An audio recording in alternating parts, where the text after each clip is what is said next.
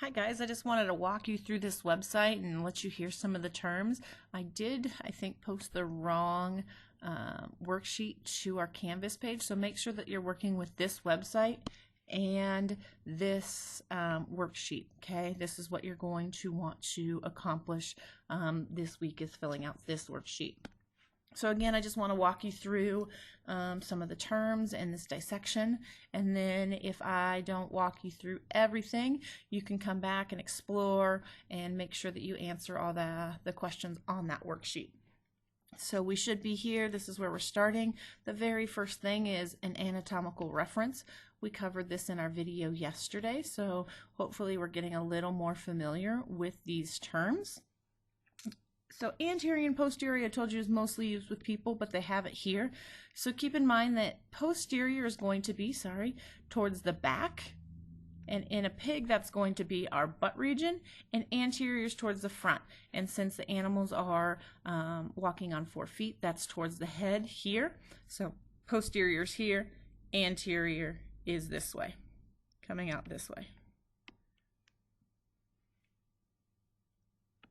Dorsal and ventral in an animal. Remember, dorsal fin is on our back, so dorsal is our back. Ventral is towards the ventrum, which is the front of our animal, and I guess I use the head as the front. So towards the belly is going to be the ventral aspect of a pig. Medial and lateral, again, if we cut the specimen in half, medial is going to be towards the midline, where lateral is going to be moving away from that midline or further out. So point A is medial to point B, and point B is lateral to point A, further out. So we have medial and lateral, and last we have proximal and distal. So proximal and distal are dealing with appendages, things that are kind of sticking out of the body. Proximal is going to be closer towards the body, where distal is further away. So point X is proximal to point Y, where point Y is distal to point X. And we use these in relationship, right? We use these words in relationship to something else. Region of the pig. So cranial region is the head. Pectoral region is going to be that shoulder region, right? Your pectoral muscles. Pelvic region, where our pelvis is, where our legs attach to our body, and caudal is the back or butt region. So, sexing our pig, would you have gotten a boy or girl? We have a boy right here, and we'll get into it a little bit more, but we can see that there is going to be an opening up here by the umbilicus, and we also have a prepuce or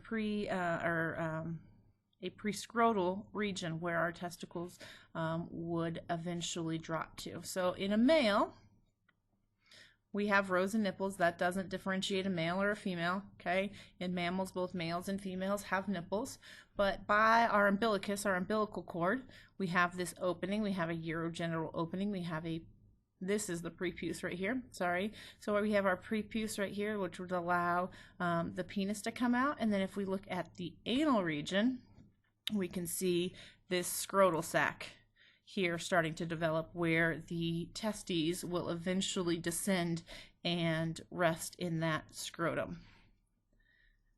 In a female, we don't have an opening by the umbilical cord. It's just the umbilical cord here. We still have the rows as nipples, okay? And then down here in the caudal region, or that rectal area that we just looked at, or the anal region we just looked at in males, we have a urogenital opening. So we have the opening to the urogenital system by the anal region. And we can see that when we look at the caudal region, we have 2 openings back here, and that would differentiate a male and a female. Moving on to our digestive system. Okay, now we'll talk about the digestive system. So the digestive system is the alimentary canal. So we can think of it as a tube from your mouth all the way to your anus. Things that are actually excreted are actually considered never in your body. Think about it. If you ran a big pipe through a balloon, you could run things straight through that balloon. Same thing with our digestive system. It's essentially a canal, a hole that goes through, or a tube, I guess would be a better way, from our mouth all the way to our rectum. So the first part of our digestive system is going to start in our head. Here we have our rostral oral cavity. Remember, rostral meaning that nose region of animals. So out of the snout is our rostral area. So we have our tongue that we can see, our nares. So moving into the inside of our oral canal cavity, we have what's called the hard palate, that hard part of the top of your mouth. And then we also have that soft palate. So towards the back of your mouth, it's very pliable. You can push it in. It's called our soft palate here in the back of our throat. A lot of you did the digestive system as part of your amusement park. So you learn things like the pharynx and the esophagus, unerupted teeth. So teeth that haven't quite come out of the gums yet are here. We can actually see a few erupted teeth that have come out of the gums, but since this is a fetal pig, most of the teeth have not come out of the gums yet, but we can kind of see where those unerupted teeth will be coming in. Okay, so we have the pharynx, and here this little flap of tissue is called the epiglottis. It actually covers our trachea while we're eating, so food doesn't go into our air pipes or into our trachea while we are eating. So this little flap of tissue is going to cover our trachea while we're eating to protect us so food doesn't get into our lungs. So that's our epiglottis. Our trachea and our esophagus are tubes that come from the back of our mouth, right? We can breathe through our mouth, so we have an opening to our trachea here, and then our esophagus is that tube that's going to lead to our stomach that we can't quite see here. So now that we are done talking about things in the mouth, we can move to the abdomen and start talking about the digestive system in the abdomen. So if we were doing a dissection, we would make cuts where these lines are, so we can open up everything and get a really nice view inside that abdominal cavity. So this is just cutting through the skin, a superficial cut.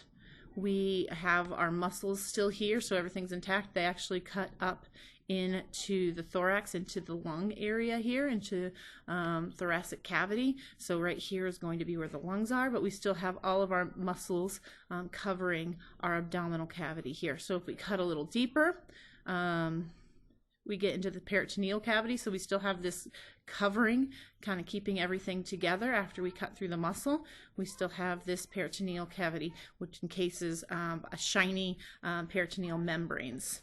And that is where our digestive system, pretty much everything in our abdominal cavity is housed within here, right? Our excretory system, our reproductive organs, our digestive system is going to be right underneath this thin membrane. So when we cut through the peritoneal membrane, we can get into our abdominal cavity finally. So we have our liver, we have the lobes of our liver. Our liver will regenerate if we have to take it out or transplant it. Our liver is one of the few things that can regenerate. So up here in the upper aspect of our abdomen, we have our liver. Here is our left liver lobe. So remember, we're talking about the patient. So while we're sitting here looking at it, this would be our right side. But because the animal is backwards to us, this is the left liver lobe. Okay, we can see that shiny peritoneal membrane right here. Our large intestine, we can see if we can zoom in a little bit, just has a thicker diameter than our small intestine. It's kind of not a very good view. So we can see our large intestine. And what our large intestine does is it loops from our small intestine. It goes up, and then it cuts over the top of our abdomen. This is the transverse colon or large intestine. It loops down and then connects to our rectum. So our large intestine has this very defined shape to it. And so we're probably looking at part of the transverse large colon here. our large intestine. Small intestine, which is going to absorb our food here, just kind of all entangulated in the abdominal cavity here. So we can see our liver, our small and large intestine here. If we flip the liver up, underneath the liver, we can find the gallbladder. And this excretes some digestive enzymes to help us digest our food. So we could say that the gallbladder is posterior to the liver, but we could also say that the gallbladder is anterior to the small intestines here. So we can see the liver lobe and the gallbladder in this view. What else? So if we remove the liver, so we take the liver out, this is where the liver used to be housed. We can now see the stomach. And so right here is our esophagus. It runs from our throat through our thoracic cavity down into our abdominal cavity. So we have this small hole in our diaphragm, that muscle that helps us breathe. Here's our diaphragm that encases or encloses our lungs, so we get that closed system so we can breathe. Then we have this small hole where the esophagus comes and meets the stomach. So here is where our food ends up after we eat, and that's the tube that gets us there, the esophagus. We have sphincters, muscles that are in the shape of a circle that help close to help stomach acid and things from coming back up, to help things like acid reflux. So we have a bunch of sphincters, circular muscles that are going to close the esophagus. It'll also close down here at the end of the stomach, the pylorus, so things can keep continuing down our small intestine. So I have our stomach here, and that connects to our small intestine that we can see down here in the bottom of our picture. So after we look at the esophagus and stomach, we can look at the stomach and spleen. Let's see what we've got here. What are we looking at? So the pyloric sphincter is that ring-like muscle that I was just telling you about that helps contract and keep food flowing from the stomach into the intestines. So here we opened up our stomach. This is the inside of our stomach, and this is the sphincter right here, that circular muscle that contracts and holds things closed. Rugae are just folds that we have in our stomach that allow that stomach to expand. We want our stomach to be able to get bigger. We don't want it to be this rigid shape, because every time we would eat, we would feel sick. So things like our stomach and our bladder have rugae in it that allow it to get bigger when we fill it with urine or with food. Our spleen, this should be our spleen right down here. Okay, this is an organ that houses or stores blood for us. So if we needed, if we were bleeding, our spleen would contract and release some of that blood. So it houses and stores a lot of blood products for us. Part of that immune system. Obviously, if it's storing blood, it's storing red and white blood cells for us. As we move out of the stomach, our pancreas is this, let's see if I can find it, is this little kind of just a flap of tissue that's embedded into our small intestines, into that membrane that kind of connects our small intestines. So our small intestines are here, our large intestines are here. Let's see, the head of our fetal pig is still up here. I am trying. I don't really see a great view of the pancreas in here. So I will look and try to find another one for you just so we can really image that and see it. But our pancreas is going to kind of be in all that mesentery, all that connective tissue of our small intestine. Our pancreas is going to help control our glucose level, and it's a very sensitive organ. You don't really want to mess with that pancreas a lot, because you can very easily induce things like diabetes. Let's see. And the mesentery, which I just talked about, is that connective tissue that houses or holds all of the small intestines together.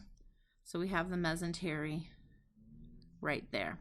And that is the end of our digestive system.